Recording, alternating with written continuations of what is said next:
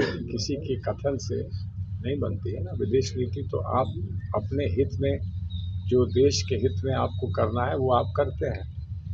अगर seize fire हुआ है, जो कि हुआ है, तो ये ना समझे कि सीज़ फायर जो नहीं हुआ है, सीज़ फायर हुआ है।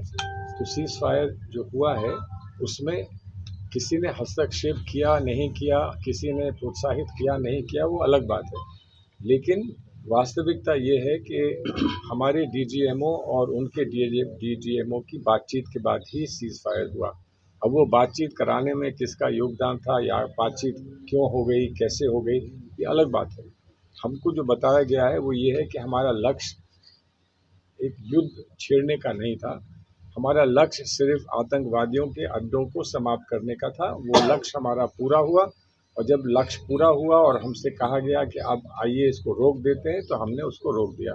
लेकिन हाँ, क्योंकि माननीय डोनाल्ड ट्रंप का एक बड़ा अस्तित्व है और उनका बड़ा महत्व है विश्व में, तो हमारी पार्टी ने ये प्रश्न पूछा है कि वो आखिर इस बात को क्यों कहते हैं, बार बार क्यों कहते हैं, और अगर वो बार बार कहते हैं तो हमारे प्रधानमंत्री उसका क्या जवाब देते हैं। हमारी तरफ से ये कहा गया है। हमने आंख बंद करके और कान बंद करके ये नहीं कहा कि अगर कोई कुछ कह रहा है तो उसको कहने दो। जब इतना महत्वपूर्ण व्यक्ति कुछ कहता है तो आपको पूछना पड़ता है कि ये ऐसा क्यों कह रहे हैं, और अगर ऐसा कह रहे हैं तो आप इसका क्या जवाब दे रहे हैं, ताकि हम मूल्यांकन कर सकें कि इसमें क्या सत्य है और क्या सत्य नहीं है। इतनी बात हमने कही है, और ये कही हुई बात हमारी आप सबके सामने है।